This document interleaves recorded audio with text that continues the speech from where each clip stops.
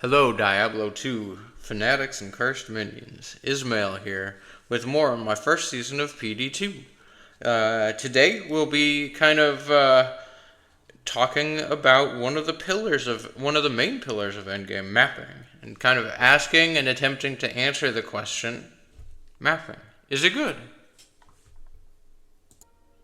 So, what we'll be covering today, and there will be timestamps to this down below for those who want to just skip to what they're most interested in. Um, First, we'll have a disclaimer on my own kind of playstyle and biases I'm bringing to the table. Then we'll kind of talk a little bit about what Endgame in this mod looks like pre-maps, as is called by the community, the LOD content. Then we'll go into sort of like the first few maps and like kind of like the gearing up process there. Then we'll talk about kind of like tier 3 maps or like somewhat a bit later in your like gearing and end game journey. Then we'll cover sort of map events and unique maps. And then we're going to talk a little bit about the difficulty and reward scaling and how they do and don't correlate. And then there's some concluding remarks. So, with regards to playstyle and my own biases, I want to start off by saying, like, my playstyle is my playstyle. It's not the right playstyle. Everybody's got their own. And there's always, there's often trade-offs people make between fun and efficiency. And I think one of the exciting things about this mod is that there's so many builds that work, even if they're not like the most OP one this season, on a given season or what have you. Granted, a lot of people are playing the Blade Fury Assassin, which is the current OP one, but plenty of people are playing other things too. So, what I tend to like melee. I tend to enjoy builds that I can set, have right click as my whomping ability. I did recently get that dialed in on my PS Sin, so that's exciting. I like to roll alts. Especially with like new mods. I'm a bit of a pack rat. I like to save. Oh well, maybe I'll need that full set. Oh well, maybe I'll need an extra one of those chests with this slam rather than that slam. I do like that. I'm a bit of a pack rat. I also tend to like, I really enjoy being able to pick up rares and have a chance at them being really good. So that's another thing about this mod that like speaks to my own personal biases, let's say. Yeah, that's kind of where I'm coming from in terms of this. So, my engagement with the endgame content pre-maps goes a bit like this.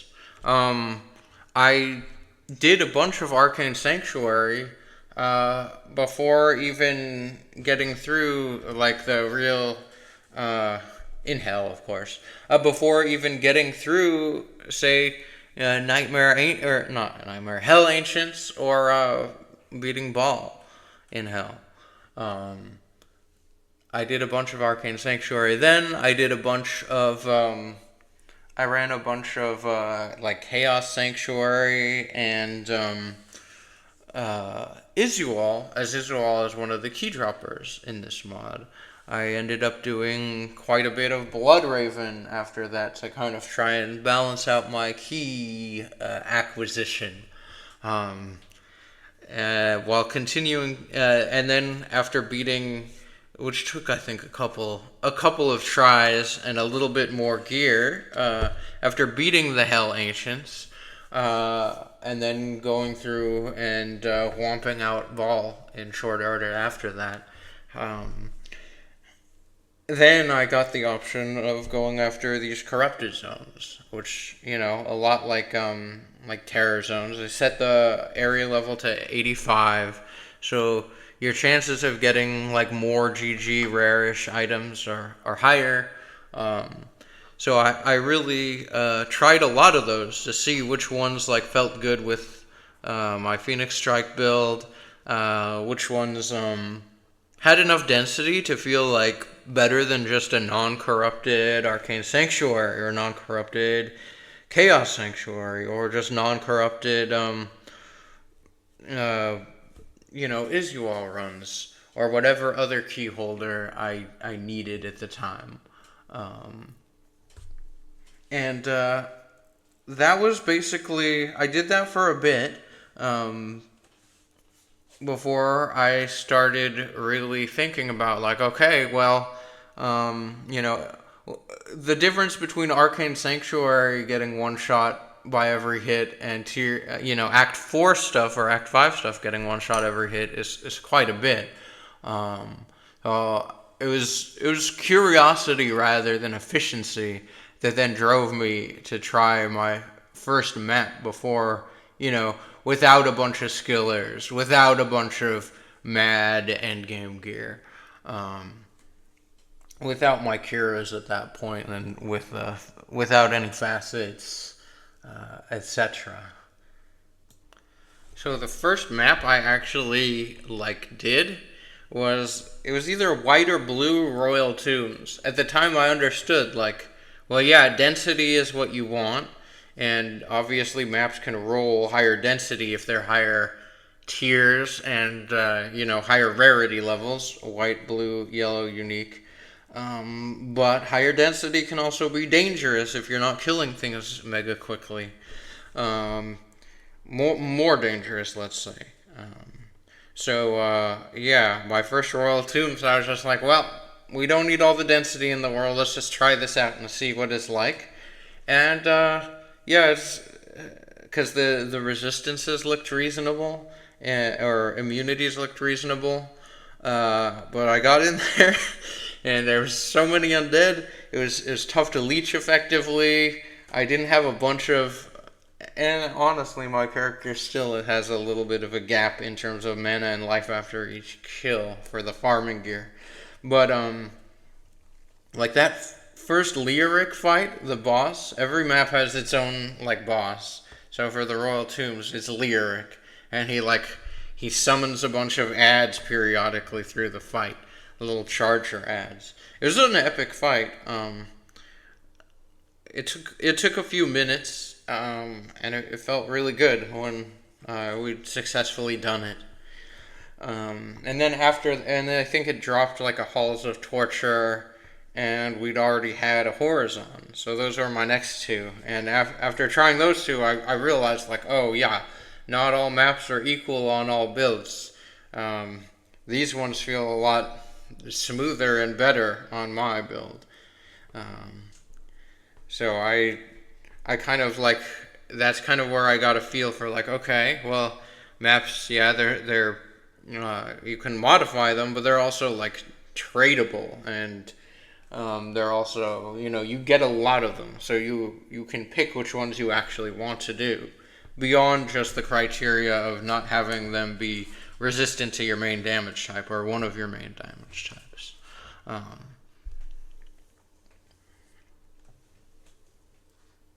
But yeah, so I continued mixing in periodic white and blue tier 1 maps into my LOD content, as a farming thing at first. So for instance, if there wasn't a good corrupted zone going, or if I had the leftovers of a skill shrine after doing Chaos Sanctuary or a key run, the LOD content was still faster for drops, but the maps were cool, and it was fun, starting to learn their layouts, and much better for XP.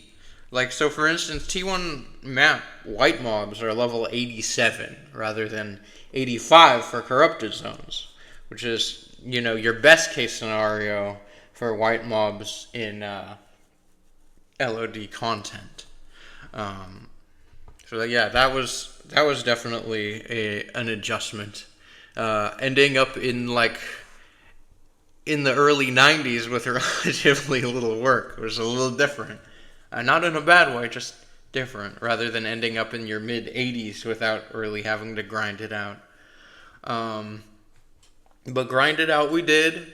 And eventually I lifted my no trading rule from myself after my first Uber Tristram success, I believe, or somewhere around there. Maybe after my second. No, probably after my first. Ended up making for myself an Infinity, plopping a Cures on, and filling up with those MA skillers with mostly with life on them, and that's when it's time to start talking about really doing the T3 maps. So the first item I actually traded for was actually a 3OS Storm Shield, because I wanted to have I like playing most of my classes a bit like I like playing Paladin. That is kind of tanky, with the ability to tank shit if I have to. So once I had Mara's, Infinity, some MA life skillers, and this Storm Shield. Eventually I got a Kira's. I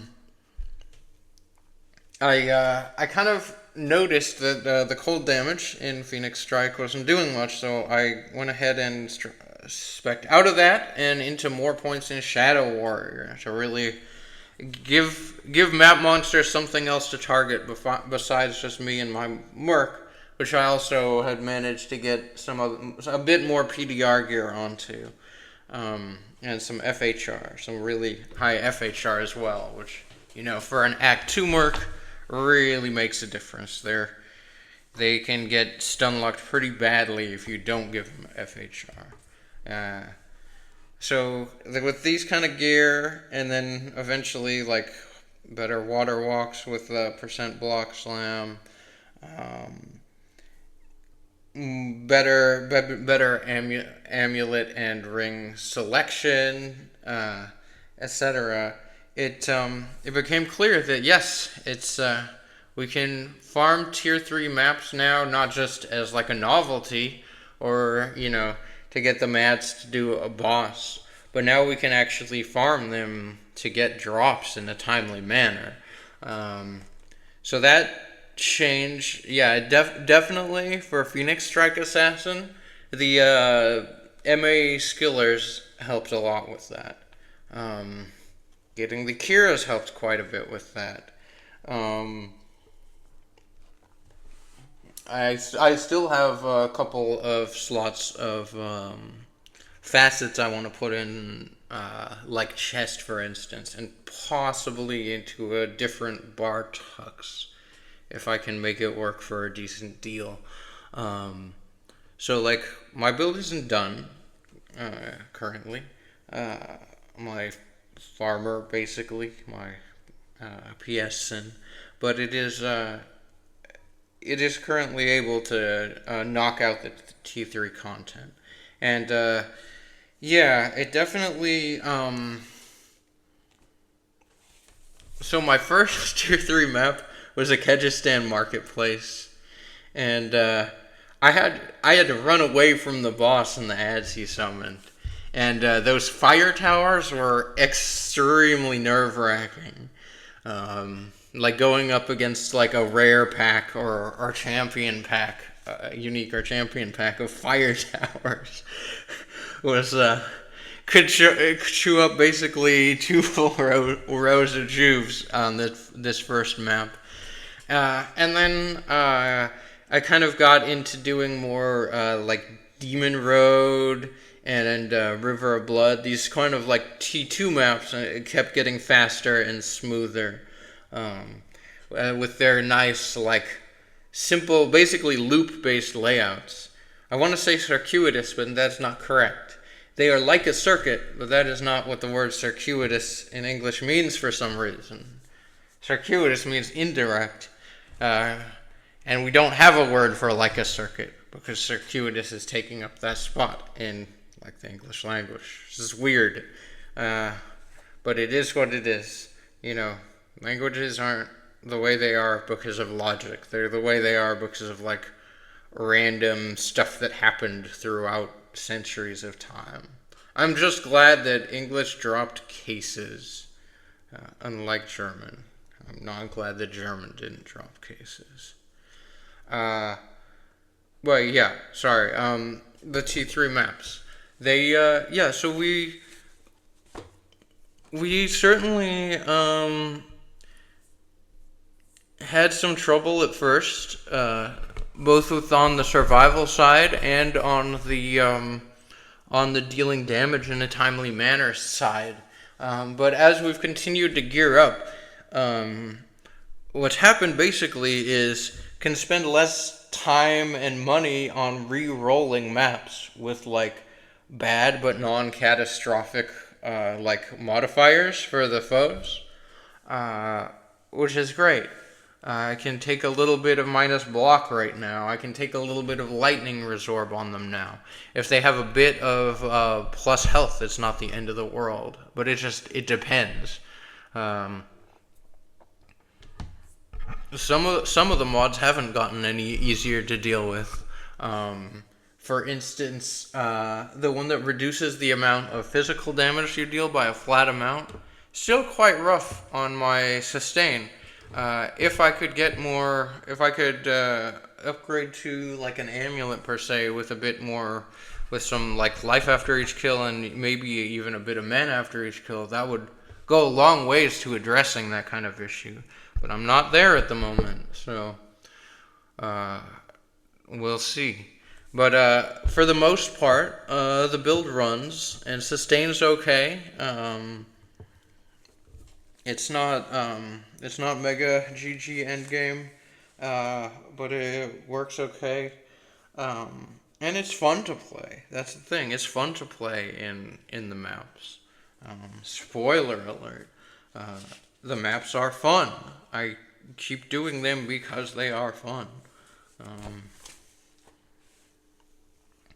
But another thing that kind of the tier 3 maps made clear to me was like, okay, well now if you can do tier 3s, maybe you can start to do some of these otter maps, which brings us to our next point. Map events and unique maps. Well, we'll start with a little bit on map events. The map events are extremely exciting. So you're going through a map, you're blowing up mobs, you're making sure you're not running out of mana or worse off life. You're checking for little goodies on the ground, so you can do getting more emeralds, so you can do 1,000 more, and runes, so you can do 1,000 more chest crafts. For the safety chests, praying for that really perfect GG one.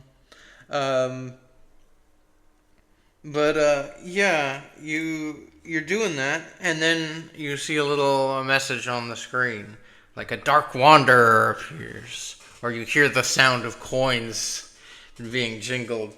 I think my first was actually a Geeds. I didn't have it recovered, but I got a bunch of GG items, slammed them all, and they all turned into mid-rares. Oh, that's not true. One of them turned into a relatively nice Reaper rather than Reaper's Toll that my Druid alt is still running with right now. It hit a good FPA on that. Min damage isn't great, but it's fine.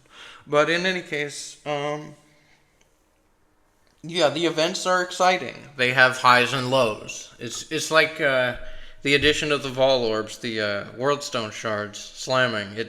It gives you more points of excitement and disappointment or further excitement when you actually get something good, which is, I think, how that always works, for me at least. Obviously, everybody has their own sort of, like, how much they're being rewarded by their own brain chemicals.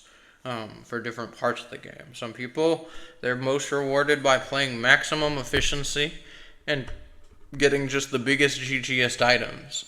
Some people are rewarded by checking every rare chest they see. Like, that's, you can only optimize fun for yourself.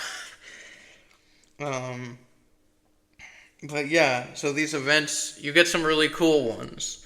It became clear to me that I no longer really needed to do Isual or Summoner or Bloodraven to get keys. I could just kind of let the events, the Shadows at Bay event, I could just do those in order to get keys, to get additional torches. Which is, by that point, it was clear to me that that's going to be a more kind of efficient use of my time. Because my odds of getting other goodies, I mean, not to say Arcane certainly Arcane Sanctuary is still worth it. And I think I got my first high run on my way to Isual. But once you can handle the buffed density in the maps, you want to be doing maps when you can. Obviously, there's still some valuable things in the mod that you can more efficiently get outside of maps. In some case, only outside of maps, like certain boss materials. But you can get a lot of good stuff in the maps. So like there's that kind of balance too. But I was kind of getting to the point where I realized like I can do mostly maps, and that's cool. We'll get into the boss mats in our next video, I think. So getting events, getting catalyst shards to give other maps more events from an event, very cool. Although the real thing you hope for is you catalyst shard into another catalyst shard event, but I haven't gotten that one yet. I'm still hoping to get that. When I do, I'll be very excited and happy. I'm always out of catalyst shards because I'm always choosing the maps with those as soon as I get them. Guess I could trade for them, but at the moment I'm in the market for lightning facets, decent lightning facets first. Yeah, so that's the events, the map events. They're really fun. There's so many. They feel different. They all tend to feel good, except for the part when you find out that the things Geed sold you were a lie. But it is what it is. The other thing is the unique maps. Not all of them are tier 3. Some of them are tier 2. So once you're like farming the tier 3s kind of confidently, and for the cow level even a little bit before that, unless you're like have to be in melee and have no physical damage reduction, because the cows do a lot of damage, as I'm sure you'd expect. You can start doing the unique maps, and the unique maps are really cool. There's unique maps for different like functions, but generally speaking, you get them, and once you can like juice them up properly, they're pretty worth it to run. You might like there's one that gives you way more charms and will give you a guaranteed skiller at the end. There's one that gives you a guaranteed facet at the end and way more jewels. There's one that gives you a guaranteed multiple bosses, and you're fighting in like the void. This is really cool. There's one that gives you let's see, what is the other one? There's more than I can keep in my short-term memory, and they're all really fun. They feel like, okay, this is what it is. They feel like rewards, in the same way that map events feel like rewards. Getting the Blood Moon, the like cow level map, feels like a reward. Getting the Charms map feels like a reward.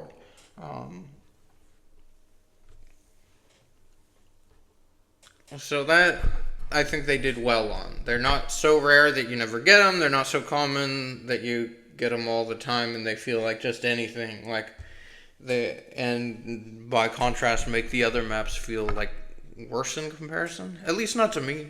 obviously. That might be vary quite a bit by person, let's say. Um, but yeah, regular maps still feel cool. But unique maps do, in fact, feel quite unique. Um, so this brings us to difficulty and reward scaling. As I mentioned, like there are some maps that you will really want to juice. You will want to add more density with the tools that you get to do that. You will want to hit them with a world stone shard. Make that little investment in order to be more um, to get a little bit more that away as well. That could give you buffs to a couple of these mods, including like XP rate gain, which can be a cool one if you're going, if you're trying to level past 90 in a really meaningful way. Um, there are events that can help you with that too. Um, but yeah, so the difficulty and reward scaling, it feels pretty well dialed in that efficient, quickly run Lord of Destruction content still feels really good for getting stuff. It feels like the drop rates in this, well, they are. The no drop is set for players 5. So the drop rates feel really good, even if you're in a one-player game. You're getting players 5 loot. And if you know the areas you should that are efficient to farm, or you know where density is and like to do density, then you can do that. Some people just want to do the cow level forever, and that's cool too. You can get good stuff and trade for other stuff. But if you want to get into the mapping, it's extremely fun and cool too. The monsters get more dangerous, but you can get yourself a lot tankier and more destructive. You can, invest in a stronger merc, invest in summons. You've got a lot of ways. Invest in auras. Invest in a lot of stuff. You can scale your own power a lot in this mod. And I am not at the end of that journey. For farming, let's say. Bossing is a whole other issue that I am frankly still trying to get a grasp on the itemization for. It's because it's not the same for every boss. Let's put it like that. Yeah, so player power scaling, it definitely feels good. And having played a bit in real SSF, I mean, I started my online account SSF this season as well. But then I stopped doing that. But on my single player account, I have all of 2 characters above level 50. And one of them is this Vengeance Paladin. And he can do tier 1 maps, at least the white and blue ones, pretty well. And soon I'm going to try some yellow ones on him. And I'm very excited to do that. He got a Kira's. I think I'm going to give it my first P-box when I get one. Puzzle box. Yeah, so I guess, that's, the scaling feels good of character power. The damage scaling feels really significant. The difference between a tier 1 and a tier 3 map is a lot. The difference between farming terrorized, corrupted Act 1 or 2, and the difference between that and doing Chaos and Chaos Sanctuary or World Stone Keep, that's what I would say is about the difference between doing Chaos and World Stone Keep and doing tier 1 maps that are rare. Which, ideally, if you're strong enough, you want to be doing all your maps rare. But you might not be strong enough. And there's an argument, efficiency-wise there, that you'd rather just do LOD content until you can start doing the rare maps. But I think the blues are pretty eyed too. I don't know. I'm not a. This is not a. This is not a data. This is not a data driven. Like look into the difficulty. This is. Let's be honest here. A vibes based look into the difficulty and reward scaling for maps, and yeah, the difficulty it does scale a lot. There's points where you'll be doing like a tier 3 map, and you're strong enough to kill the trash pretty well. Maybe have to watch out for some of the unique packs a little bit if you get some bad like aura and like cursed and aura combinations or whatever, or speedy mobs with a scary aura, etc., etc., or just certain mobs that are hard to build the tankiness against, like those unravelers that shoot those. I believe they're just pure magic damage balls at you. So if they've got like multi-shot or whatever, and you're point blank with them, it's you gotta kind of you can't do that with 900 life and expect to live. You can with over 2,000. Or if you can itemize to fix that, I think G-Bane might help a lot with that. I still haven't really tried that as a mapping thing, but it could be really good. But in any case, yeah, the difficulty and reward scaling, it feels good. It feels dialed in enough that like you could do a map and skip the boss if you're seeking efficiency of your run. This could be true of a tier 1, a tier 2, or a tier 3, depending on how geared you've gotten. So I think there's a lot of fine granularity there. And obviously I haven't even cracked into I haven't even tried a tier 4 map yet, solo or with a group. So there's more on that scale so if your question is, how does it feel at the very end? My answer is I don't know yet. But it feels good so far. Which brings us to kind of concluding remarks. So like the mapping system, if I have a real critique of it, it is that it is a system. Not everybody has like the time or energy to get into a new system and learn a new system. You may want to just kind of do the stuff from D2. And if that's the case, there's still room in the mod for you. But if that's the case, obviously, like, mapping is not, may not be the thing you want to do. Like, chaos runs, ball runs, putting together, just a really high FCR Stork, to just blast the heck out of LOD content really fast. Certainly an option. With multiple different builds. But, yeah, to me, I think the mapping's great. I think it's fun. I think so far it feels very varied. But do stay tuned, because there may be further updates this season, and there will certainly be an update next season. Assuming no, huge events or chaos or what have you. Because it's, the replacing freshness with then experience, it'll likely be a whole other can of worms. But yeah, thank you for listening. If you like more of this kind of content, like my frank takes on D2 mods, or this D2 mod, even if that's where you are, yeah, like and subscribe. Thanks.